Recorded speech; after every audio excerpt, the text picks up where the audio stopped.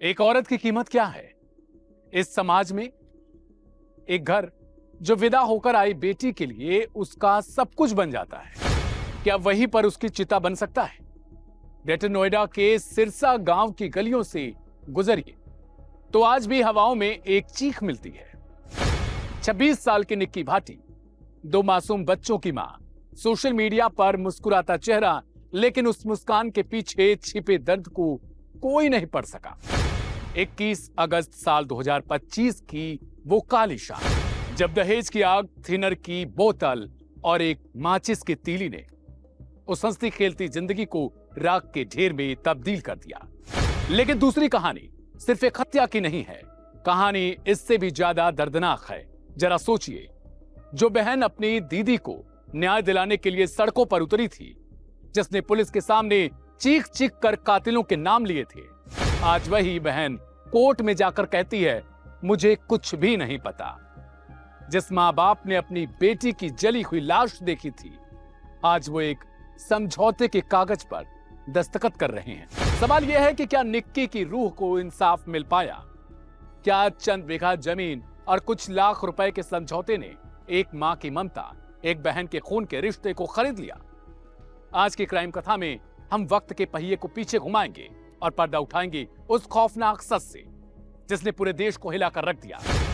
Video को अंत तक देखिएगा, क्योंकि इस कहानी का जो अंत आज हमारे सामने आ रहा है वो कानून की किताब से ज्यादा इंसानियत के वजूद पर एक गहरा तमाचा है। कहानी की शुरुआत आज के वर्तमान से करते हैं। नमस्ते, मेरा नाम है दिव्यांशु। क्राइम कथा के आज के इस एपिसोड में आपका बहुत स्वागत है। इस एपिसोड को आप तक पहुंचाने में हमारी मदद की है KR मंगलम यूनिवर्सिटी ने।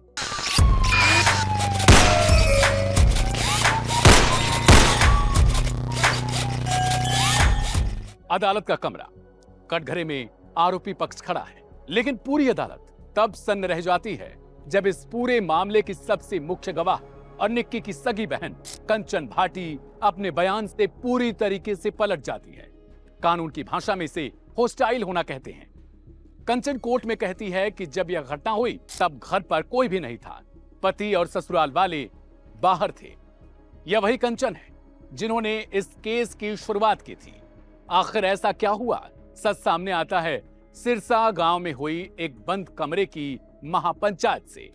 करीब 9 महीने की विवाद के बाद दोनों परिवारों के बीच एक डील यानी समझौता हो चुका है।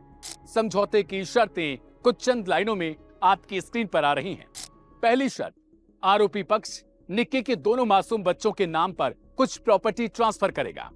दूसरी शर्त यह है, निक्की की बहन कंचन, जो इसी परिवार के दूसरे भाई रोहित से ब्याही गई है, वो अपने ससुराल वापस लौटेगी। और तीसरी शर्त जो आपकी स्क्रीन पर, मायका पक्ष कोर्ट में हलफनामा देकर केस वापस लेने की गुहार लगाएगा। लेकिन क्या यह इतना आसान है?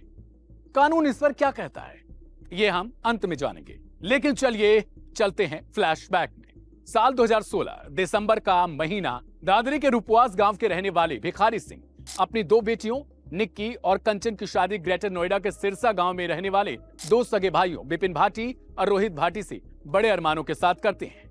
दोनों बहनें एक ही घर में डोली सजाकर जाती हैं। निक्की की शादी विपिन से होती है। शुरुआत में सब ठीक था। निक्की के 2 बच्चे भी हुए, एक बेटा और एक बेटी। निक्की महत्वाकांक्षी थी। वो अपना खुद का ब्यूटी पार्लर फिर से शुरू करना चाहती थी। उसे सोशल मीडिया पर रील्स बनाना पसंद था, लेकिन यहीं से ससुराल वालों की आंखों में खटकने लगी उसकी आजादी। आरोप है कि ससुराल पक्ष निक्की के इस खुलेपन के खिलाफ हो चुका था और इसके पीछे एक और खौफनाक चेहरा था, दहेज की भूख। कथित तौर पर 36 लाख कैश और एक लग्जरी गाड़ी की मांग को लेकर निक्की को लगातार प्रताड़ित किया जाता रहा। और फिर आती है 21 अगस्त 2025 की वो तारीख। घर में विवाद अपनी चरम सीमा पर पहुंच चुका था। शाम के वक्त अचानक चीख पुकार मचती है। निक्की के शरीर पर थिनर छिड़का जाता है और आग लगा दी जाती है। वो 70 से 80% तक झुलस जाती है। वो भयावह तस्वीरें सोशल मीडिया प्लेटफॉर्म पर जब वायरल होती हैं तो सबके दिल की धड़कनें बैठ जाती हैं, क्योंकि वो तस्वीरें देखने लायक भी नहीं थी। दिल्ली के सफदरजंग अस्पताल में जिंदगी और मौत से लड़ते हुए वो दम तोड़ देती है। सोशल मीडिया पर उसका एक आखिरी विचलित करने वाला वीडियो भी सामने आता है, जिसे देखकर किसी का भी कलेजा कांप उठता। निक्की की मौत के बाद उसकी बहन कंचन की शिकायत पर कसना पुलिस हरकत में आती है।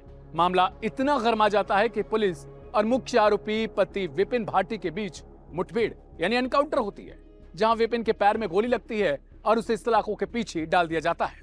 इसके बाद ससुर सतवीर, सास दया और जेठ रोहित की भी गिरफ्तारियां होती हैं। नवंबर 2025 में पुलिस कोर्ट में 500 पन्नों की एक बेहद पुख्ता चार्जशीट को दाखिल किया जाता है। पुलिस की इस चार्जशीट में साफ लिखा था कि यह कोई हादसा या सिलेंडर ब्लास्ट का केस नहीं था, बल्कि एक ऐसी सोची समझी पारिवारिक साजिश थी। फॉरेंसिक रिपोर्ट में साबित होता है कि निक्की को जलाने के लिए ज्वलनशील केमिकल मतलब थिनर का इस्तेमाल किया जाता है।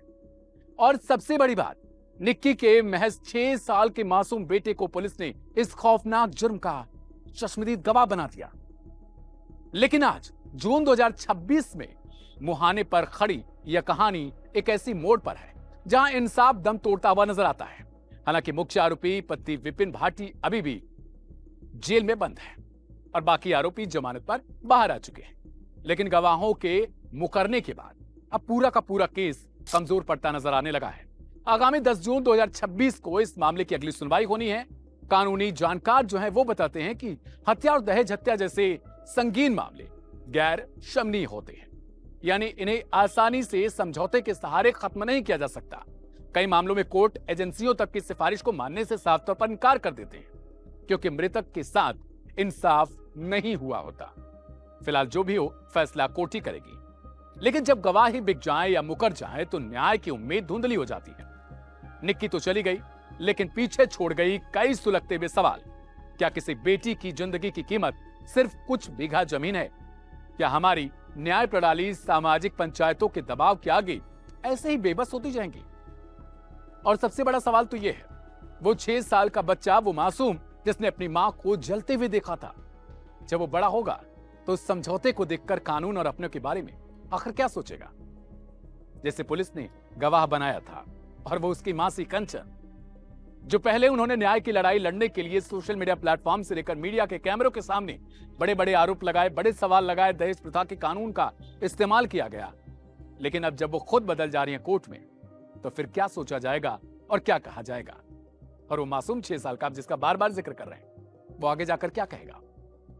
और अगर समझौता ही करना था तो शुरुआत में ही फिर इस मैटर को इतना क्यों बढ़ाना था, जब बहन उसके लिए मायने नहीं रखती, या जब बेटी अपने खुद के लिए मायने नहीं रखती? क्राइम कथा के आज के इस एपिसोड में इतना ही। मिलेंगे सोमवार रात 10 बजे एक नई कहानी के साथ, एक नई स्टोरी के साथ। तब तक के लिए आप सभी को शुभ रात्रि, शुक्रिया, नमस्ते।